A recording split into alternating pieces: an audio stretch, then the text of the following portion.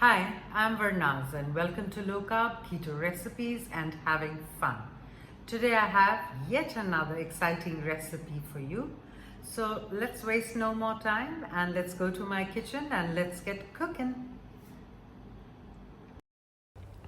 So let's begin. We take one onion and chop it up really fine.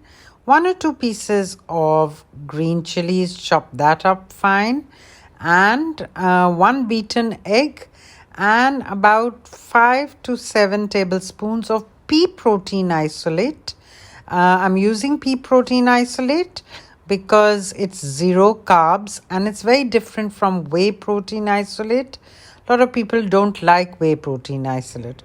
I've dropped the mixture into the egg mixture, the onions and the green chilies, and mix it up really well. And now take a few tablespoons of the pea protein isolate. In it, I had added 1 tablespoon of garam masala and some salt.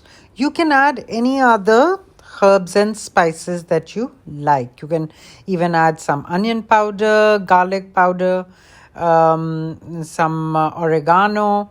Now I'm making little mounds and making all of them, and I'll be keeping it in the refrigerator for about 1 hour.